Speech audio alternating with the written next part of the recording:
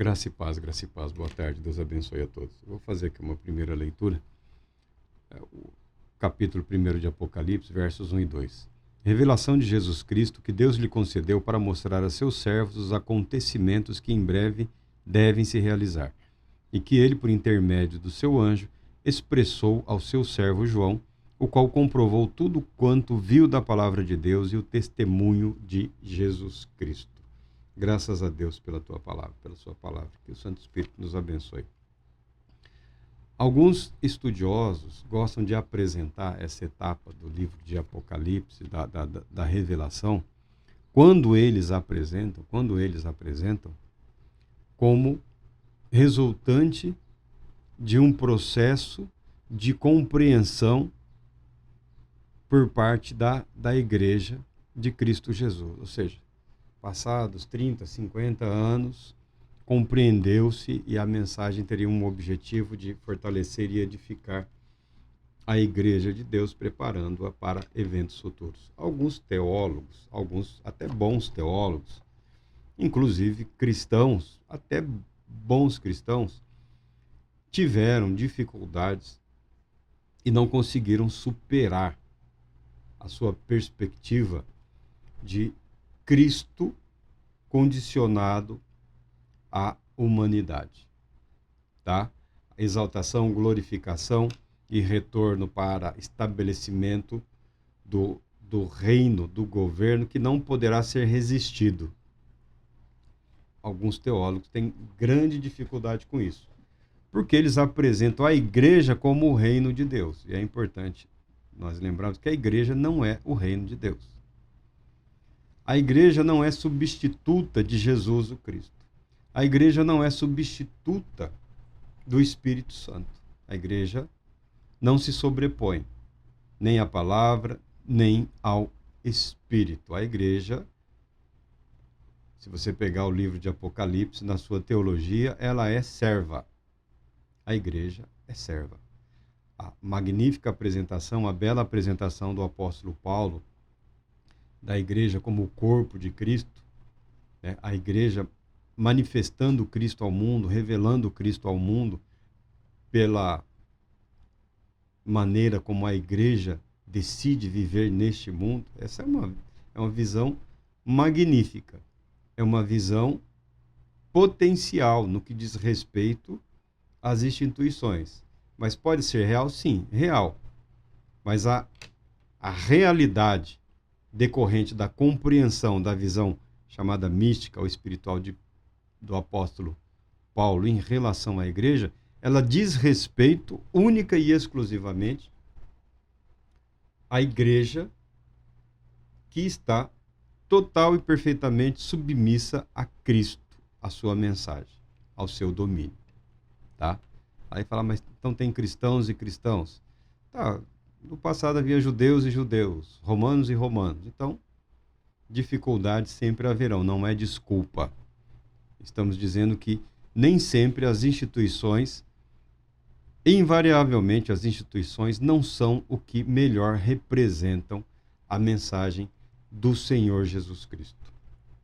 Essa visão do Cristo exaltado, do Cristo glorificado, presente à destra do Pai, já governando, já reinando sobre a igreja, a qual ele chama aqui o corpo de Cristo, a igreja que expressou ao seu servo João, para mostrar aos seus servos os acontecimentos. O servo, mostrar aos seus escravos, aqueles que a ele pertencem, a relação de pertencimento daqueles que foram resgatados, porque uma coisa é a mensagem da libertação do poder do pecado, libertação do poder das trevas, libertação de todo o mal, né, das doenças. Essa é sempre bastante interessante. Mas a Bíblia o tempo todo declara que fomos resgatados do reino das trevas, do domínio das trevas, para o reino da luz. A igreja não é um ambiente neutro. Este mundo, mesmo que secular, não é um ambiente neutro. Nós temos um vínculo de pertencimento a Deus, estabelecido pela fé em Jesus o Cristo.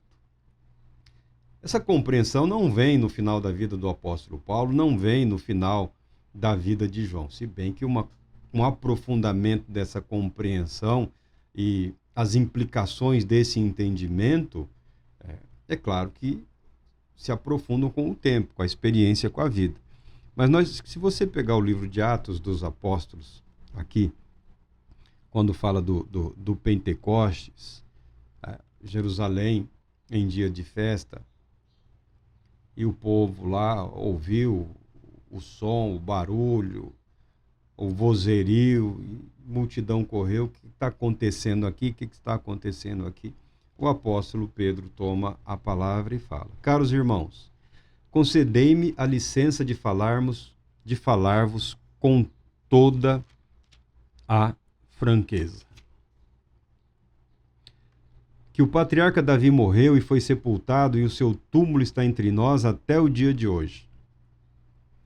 O pensamento do reino messiânico, a restauração do reino davídico, do descendente de Davi, como inauguração da era do Messias, era algo presente em boa parte do judaísmo daquela época.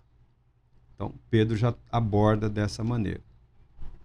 O patriarca Davi morreu e o túmulo dele está entre nós. Todavia, ele era profeta e sabia que Deus lhe prometera sob juramento que colocaria um dos seus descendentes em seu trono. Antevendo isto, profetizou sobre a ressurreição de Cristo, do ungido, do Messias, que não foi abandonado no sepulcro e cujo corpo não sofreu decomposição. Pedro está citando ali os Salmos. Deus ressuscitou este Jesus e todos nós somos testemunhas disso. Em nenhum momento, nos primeiros dias desse chamado cristianismo no ambiente judaico, eles foram chamados de mentirosos. Tá? Em nenhum momento eles foram chamados de mentirosos. Tá bom? Em nenhum momento foi questionado o poder de Deus no que diz respeito a ressuscitar alguém. Nunca foram chamados de mentirosos nesse aspecto. Nunca nenhum milagre realizado por Cristo foi questionado ou confrontado. Algumas vezes atribuídos ao maligno. Nenhuma mensagem de Jesus Cristo ou dos apóstolos foi desmentida pela palavra de Deus ou pelos entendidos, pelos sábios daqueles dias. Só disseram que eles estavam sendo rebeldes em relação ao propósito da nação, do povo. Deus ressuscitou este Jesus e todos nós somos testemunhas. Exaltado à direita de Deus, Pedro já tem essa compreensão. Pedro e os apóstolos já têm essa compreensão do Cristo exaltado. Do Cristo exaltado. Jesus, o Senhor e Cristo, que se faz homem, que nasce da Virgem, que tem uma vida normal, um crescimento normal, um aprendizado normal, 30 e tantos anos neste mundo, se apresenta à humanidade, aceita o caminho da cruz, aceita a morte, é ressuscitado ao terceiro dia, é elevado aos céus, glorificado e exaltado. Ou seja, Cristo não está preso a este mundo. O nosso Senhor e Cristo não está condicionado, a partir desse momento, às limitações desse mundo. Tá? Não há limitação no que diz respeito ao nosso Senhor e Cristo. Ele recebeu do Pai a perfeita submissão, obediência, resultando em exaltação e glorificação. Ele recebeu do Pai o Espírito Santo prometido e derramou o que vocês agora estão vendo e ouvindo. Porquanto Davi não foi elevado aos céus, mas ele mesmo declarou: o Senhor disse ao meu Senhor, senta-te à minha direita, até que eu ponha os teus inimigos como estrado dos teus pés. Sendo assim, que todo o povo de Israel tenha absoluta certeza disto. Este Jesus, a quem vocês crucificaram, que vós crucificastes, porque todo o povo de Israel. porque foi realizado através dos representantes do povo, através de... Ah, mas não foram todos. Mas foi um ato. Foi um ato dos representantes do povo. Essa é a questão da representação. Se nós não cuidamos no que diz respeito àqueles que nos representam, de repente nos vemos representados por pessoas que sequer reconhecemos. Você vê isso o tempo todo. Ah, o sujeito tá, mas veio de onde? Daí saiu de onde? Às vezes saiu lá de um partido, de alguma coisa, ou inventaram uma igreja, ou inventaram um grupo lá. Cada grupo inventa uma igreja lá, cria um CNPJ, fala um nome aí que as pessoas identificam com outros nomes. Aí quando você vê, você já tem... Você está sendo representado. Você nunca foi nem confrontado com a ideia de escolher um representante específico para alguma atividade específica e já está lá o cara. Já está lá o cara. Tá? Não estou questionando historicamente aqui a nação de Israel. Há uma série de fatores e acontecimentos que resultaram no que resultou. Mas, em último caso, a decisão cabia àqueles homens, àquela liderança. E eles decidiram. E nós sabemos que eles decidiram mal, decidiram pessimamente. Por isso o apóstolo pode falar aos que estão ouvindo a sua pregação. Sendo assim, que todo o povo de Israel tem absoluta certeza disto. Este Jesus a quem vós crucificastes, Deus o fez Senhor e Messias. A Bíblia declara o efeito dessa pregação. Ao ouvirem tais palavras, ficaram agoniados em seu coração e desejaram saber de Pedro e dos outros apóstolos: caros irmãos, o que devemos fazer? E Pedro apresenta: arrependei-vos e cada um de vós seja batizado em nome de Jesus Cristo para perdão dos vossos pecados e recebereis o dom do Espírito Santo. Arrependei-vos. O dom do Espírito Santo também é sinônimo do dom da vida eterna, porque o Espírito Santo é o Espírito de vida e ressurreição. Inaugurada a nova era. Inaugurado algo totalmente novo, ainda que os apóstolos não tivessem sido confrontados com a abrangente aceitação da mensagem do Evangelho de Jesus Cristo pelos gentios. Aqui estão no ambiente judeu. Judeus da Palestina, né, daquela região chamada Palestina, e judeus da dispersão, judeus de fala grega. Você quer aprender hebraico? Você pode aprender hebraico, mas os judeus da dispersão falavam grego, tá? Haviam adotado a língua grega, a língua do Império Romano, estudavam a Bíblia em grego, tá bom? Então, abandona esse preciosismo aí. Aprender é importante, aprender a ter valor, mas abandona a visão mágica das coisas. Abandona a magia. Abandona essa ideia de magia. Ah, que se eu pronunciar a palavra certa do jeito certo, para com esse circo, para com essa palhaçada, tá? Então, presta atenção na realidade, na vida. Pessoas morreram para que a palavra de Deus fosse traduzida para a língua comum das pessoas. Esse é o privilégio que todo cristão tem. Compreender as Sagradas Escrituras na sua própria língua, na sua própria mente. Quer aprender? Aprenda, mas implicará em você ter que assimilar aí alguns dicionários para ter uma compreensão, pelo menos, do gramatiquês da coisa. Mas nós estamos falando o seguinte: a compreensão do Cristo exaltado, que não está mais limitado, condicionado, preso às limitações humanas, é presente na mensagem dos apóstolos de Cristo desde o Pentecostes. Desde o Pentecostes. A mensagem do Evangelho, a mensagem dos apóstolos, não está limitada ao pronunciamento de João o Batista: eis o Cordeiro de Deus que tira o pecado do mundo. Não está. A mensagem evangélica, a mensagem cristã é: o Cordeiro de Deus que tirou o pecado do mundo foi ressuscitado, exaltado e glorificado e encontra-se à destra do Pai, governando todas as coisas. Porque tudo foi a Ele, todo poder e autoridade foi a Ele entregue. E ele virá. Ele é o Senhor da igreja. Ele é o Salvador da igreja e é o Senhor da igreja. Tá bom? O relacionamento de uma espiritualidade que não cresce, que não amadurece, que não leva à compreensão da exaltação e glorificação de Cristo Jesus, ele deixa falhas na vida, no caráter, na doutrina, na expressão cultural. Então nós precisamos, para uma compreensão apropriada da mensagem do livro de Apocalipse. Por que não gostavam? Por que Lutero não gostava? Porque aquele que salva, aquele que sofre, aquele que se humilha, é aquele agora que envia os seus mensageiros à igreja, colocando a igreja debaixo da mesma condenação que você vê, e tem gente até que vibra, né? Olha, Jesus aí desbancou os fariseus. Jesus deu um chega para lá nos saduceus. Os herodianos. Tem gente que até vibra, né? Parece que está assistindo um evento.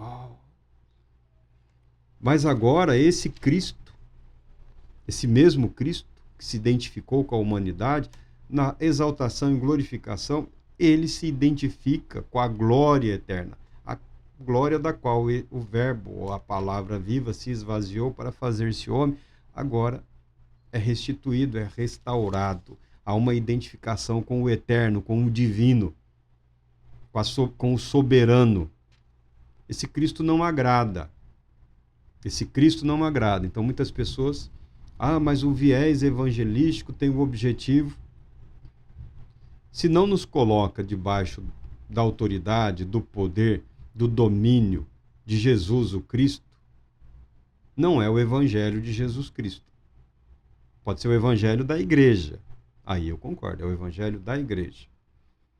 A minha desavença, no caso nosso aqui, alguns que eu fico muito decepcionado, muito triste. A Isadele fala: Marcos, você está muito decepcionado, né? Eu falei: eu estou profundamente decepcionado com o posicionamento tacanho, pequeno, mesquinho, arrogante de alguns líderes aí, de alguns pastores, homens de uma boa reputação, homens de uma envergadura intelectual elevada, tá? Não estou falando que são homens maus, estou falando que são homens bons. E justamente por isso eu repudio a maneira com que eles têm apresentado o Evangelho de Jesus Cristo, única e exclusivamente em termos denominacionais, em termos institucionais. A igreja não tem domínio ou senhorio sobre Cristo e sua mensagem. Por isso agora você aguenta o filósofo aí descendo o porrete. Uma compreensão sistemática, organizada, porque ele estudou, uma mente adestrada, passando rasteira e muito espertalhão. Por isso agora a igreja vê o ateu apresentando a mensagem do Evangelho no contexto do Evangelho, saindo da instituição e apresentando Cristo. É claro que ele não apresenta até aqui o final, mas apresentando Cristo no mesmo contexto utilizado pela igreja, pelas instituições, e quebrando as pernas dos movimentos institucionais, porque são falhos.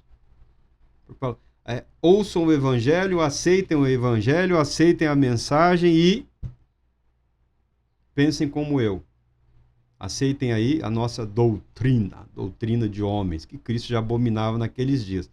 De fato, os judeus têm uma obsessão por algo que eles entendem ser única e exclusivamente deles, que é a tradição oral. E colocam ali pareado com as Sagradas Escrituras. Só que eles também não são donos da verdade, eles também nunca foram donos da revelação de Deus, eles nunca foram donos de Deus. Deus nunca esteve confinado a nenhum dos templos que eles construíram. Deus não precisa de arca de ouro para revelar a sua glória. Deus não precisa de sacrifício de animais para manifestar o seu poder ou para perdoar o pecador. Há todo um caráter educacional, há toda uma compreensão e uma razão de ser de tudo aquilo. Agora, Deus não está limitado às instituições de Israel em nenhum momento, nem mesmo hoje. Como Deus não está limitado às instituições da igreja, nem mesmo hoje. Nunca esteve e nunca estará. A questão de Apocalipse, aí eu concordo. É aceitar a perspectiva da revelação de Deus em Cristo Jesus numa visão teológica da soberania de Deus e de Cristo, o Senhor, o soberano. Que nada tem a ver na defesa da especulação filosófico-teológica da doutrina.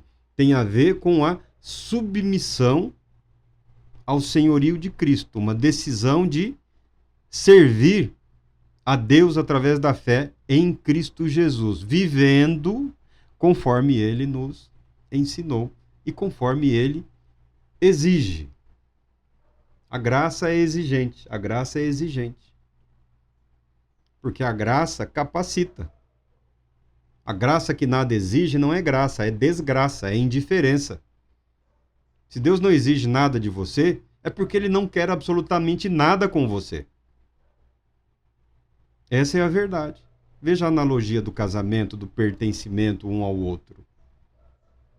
Há um nível de exigências. Muita gente se assusta com o nível de expectativas.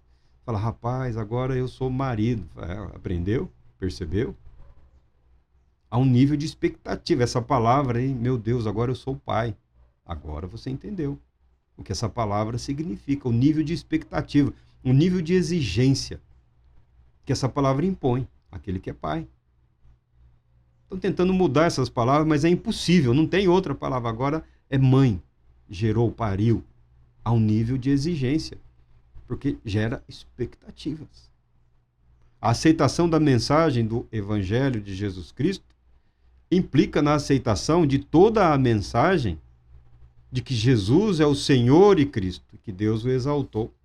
Na exaltação, na glorificação, há esta confirmação.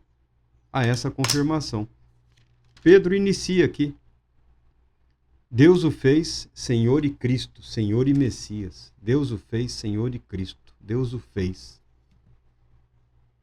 Obra perfeita, obra realizada por Deus. A salvação de Deus. Cristo, Jesus, é a salvação de Deus e é o Salvador. O agente da salvação é o processo da salvação. A salvação da humanidade ocorre em Jesus Cristo. Nós nos identificamos pela fé, desfrutando, ainda neste mundo, dos benefícios desse relacionamento estabelecido pela fé. A regeneração é algo que inicia nesta vida, neste mundo, e ocorre pela fé. Pela graça sois salvos mediante a fé. A igreja grita hoje, clama, o Espírito de Deus habita em nós, habita em mim, habita em mim, habita em mim, habita em mim. O Espírito de Deus age na criação de Deus, no universo. E naquele que crê, disponibilizando, realizando a salvação, a regeneração, a santificação, todo o processo de transformação. Mas a plenitude de toda essa realização, essa salvação, é a pessoa e a vida de Jesus, o Cristo, a salvação de Deus, o braço de Deus. A própria Bíblia declara que Deus, não encontrando, Ele mesmo se fez salvação. Esse é Jesus, o Cristo. Aí tem essas balelas aí, perda de tempo, não tem o que fazer, né? Não tem o que fazer, vai fazer um churrasco, vai jejuar, vai orar, vai dar uma volta aí, vai passear com a família. Ah, e a salvação? Você perde, você... Coisa cretina, coisa ridícula, coisa absurda, proveniente de lábios que não conhecem o que é a salvação de Deus, que não sabem quem é Jesus o Cristo. Ah, eu aceitei Ele no meu coração como Senhor e Salvador. é preciso de tempos em tempos, e é o que já ocorria aqui nos dias de João, uma revisão disso, um chamado ao arrependimento. A mensagem apocalíptica, a mensagem da revelação, a mensagem profética, que também se manifesta através de cartas enviadas à igreja, elege algumas igrejas para que representem todas as igrejas ou a totalidade da igreja. Ah, mas é uma igreja específica. Claro que é uma igreja específica no momento da história, mas quando você lê, não demos nenhum passo à frente. Tem sido a mesma igreja. Tem sido a mesma igreja. Patinamos nos mesmos erros. Escorregamos nos mesmos pecados. Caímos na mesma arrogância e pretensão. E dos céus, o Senhor envia a sua mensagem a João, o evangelista, a João, o amado, convocando a igreja ao arrependimento, nos mesmos moldes, nos mesmos termos em que o chamado ao arrependimento, a volta a Deus, a conversão a Deus, é apresentada na Bíblia, nos profetas, em relação ao povo de Israel, em João Batista, já sem a preocupação com a identificação político-religiosa e econômica. Arrependei-vos, porque é chegado o reino de Deus. Arrependam-se, voltem-se para Deus, para que possam ingressar no reino de Deus. A mensagem de Apocalipse é uma mensagem também de arrependimento. Arrependimento é uma oportunidade criada por Deus. Arrependimento é um dom, é um espaço no espírito humano, é um mover da alma humana, da consciência humana, é um desejo natural, espontâneo, intuitivo, de querer voltar à origem. Aí o sujeito quer estudar lá o africanismo, a cultura lá da Ásia distante, o americanismo, conhecer a Europa, né? A Europa é legal, a Europa é bom, primeiro mundo, todo mundo quer ir lá para conhecer, não, voltar às origens, que vovó veio da Itália, o tataravô veio da Espanha, o outro veio de Portugal, uns desceram da Alemanha, outros da Bavária, outros de não sei onde, né? Mas o anseio da alma do espírito humano não é voltar à terra do seu avô, do seu tataravô e do seu bisavô. O espírito humano clama pelo retorno a Deus,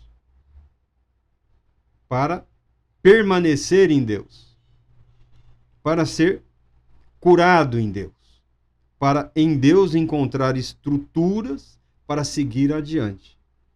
Essa é a mensagem do arrependimento apresentado na Bíblia. Não é só uma conversão de uma religião para outra. Não é uma questão de mudança de identidade nacional. Ah, vou mudar de nacionalidade. Se bem que agora estão dificultando para todo mundo. O mundo de hoje, perturbado que está, devemos levar o inimigo a sério. É o que todos falam, devemos levar o inimigo a sério. As pessoas não querem, ficam brincando, aí depois, quando se tornam escravas dos seus próprios pensamentos, quando passam a servir as suas próprias loucuras, os seus delírios, os seus devaneios, acontece aí o que acontece. Identificando cada um com uma coisa, uma mais estranha e absurda do que a outra. Mas o anseio do espírito humano é esse retornar para Deus. Hoje está difícil. Até mesmo Israel, muitos judeus têm encontrado dificuldade de ir para a terra dos seus ancestrais. Lá tem. Os Estados Unidos está chutando o povo aí de volta, que tem demais lá, não querem mais. Não podem selecionar. Não é isso? Se há uma procura intensa, ele pode selecionar. Alguns eles não querem. Você vai fazer o quê? Você não tem como lutar contra isso. Mas Deus, em Cristo Jesus, aceita todo aquele que a ele se submete. Esse processo de cura, esse processo de perdão, esse processo de restauração, de reunião, está presente em toda a palavra de Deus. Em toda a palavra de Deus. E o livro de Apocalipse pode ser interpretado, sim, também, como profecia, como carta, como literatura e também como chamado ao arrependimento. Ei, sou eu, Jesus, o Senhor e Cristo, que governa.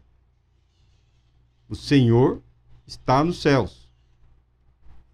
E é necessário um escrutínio, é necessário dedicação, é necessário busca e compreensão, que a palavra de Deus declara. Mesmo com toda essa grandiosa revelação, o intelecto humano não ficou de lado. O qual comprovou, seu servo João. João comprovou tudo quanto viu da palavra de Deus e o testemunho de Cristo Jesus. Ou seja, João confirmou, não, é ele. Eu conheço ele. Eu sei quem ele é. Está em glória, exaltado,